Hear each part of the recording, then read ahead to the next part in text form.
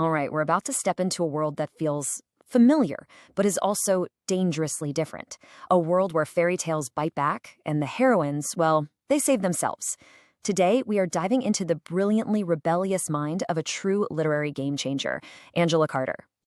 So, think back to the stories you were told as a kid. You know the ones. But what if those familiar tales of damsels in distress weren't the whole story? What if the heroines were actually the masters of their own destiny all along, and we just weren't told that version? Well, that's exactly the question Angela Carter dared to answer. She was this groundbreaking British writer who didn't just bend the rules of storytelling. No, she completely shattered them. She rewrote our most cherished myths with a fierce and totally unapologetic new ink. So, what was her secret sauce? What made her work so potent? Well, Carter cooked up this incredible literary mix. She blended a really sharp feminist perspective with the dreamlike logic of magical realism and the dark romance of Gothic fiction. You see, she didn't just tell stories. She used them to dissect our deepest assumptions about gender, sexuality, and, of course, power. And nowhere, I mean nowhere, was this more electrifying than in her revolutionary approach to our oldest tales, the fairy tales. Let's talk about her 1979 masterpiece, The Bloody Chamber. This wasn't just a collection of stories, okay? It was a declaration of war on the whole passive princess trope. Carter grabbed these familiar tales and forged them into these razor-sharp feminist anthems for a new age. So let's unlock the chamber, shall we? Let's see what makes these reimagined tales so powerful and so disturbingly relevant even today. The shift Carter created was, honestly, seismic.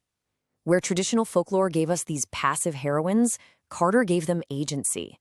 Where there were simple moral lessons, she injected complex sexual politics.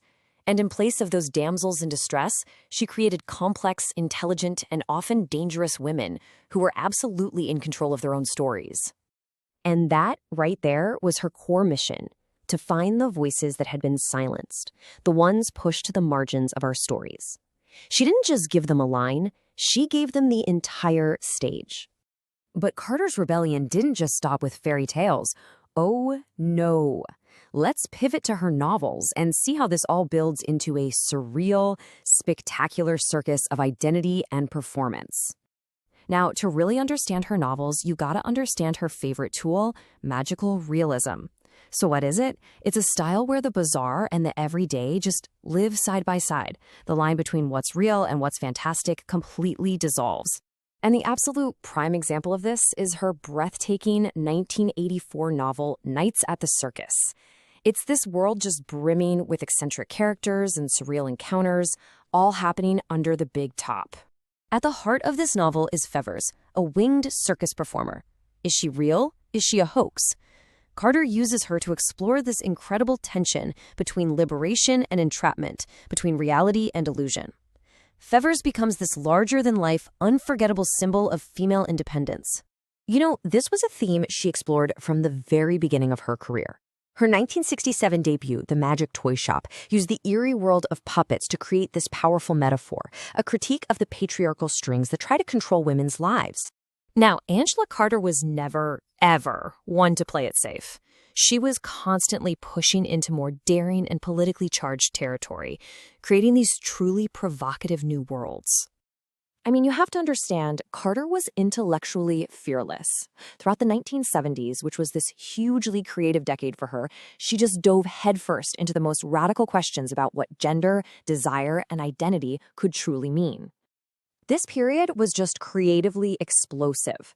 In only a few short years, she produced this wave of defining works, from surreal explorations of desire to landmark feminist criticism. She was cementing her reputation as a provocative and absolutely essential voice. For instance, take The Passion of New Eve. The premise alone is astonishing. She imagines a dystopian future where the male protagonist is surgically transformed into a woman. And through this, she forces us, the readers, to question everything we think we know about masculinity, femininity, and identity itself. It's wild. So after all this rebellion, what is the lasting legacy of Angela Carter? Why does her work continue to resonate so powerfully with us today? It's simple, really. She matters because she was a pioneer. She challenged norms. She invented her own literary language by blending feminism and surrealism, and she used it to explore the beautiful, messy complexities of being human. Her influence just echoes in the work of countless writers today. Because ultimately, it wasn't just what she said, but how she said it, you know? Through her rich, imaginative prose, she left what can only be described as an indelible, unmistakable mark on the entire landscape of modern literature. Angela Carter's work was never meant to just sit quietly on a shelf. It's a living challenge. It's a call to action, really, urging us to look at our own world, our own assumptions, and to dare to see our stories a little differently. And that leaves us with one final provocative thought. Angela Carter rewrote the stories of her world. So the only question left is, which stories in your world are waiting to be rewritten?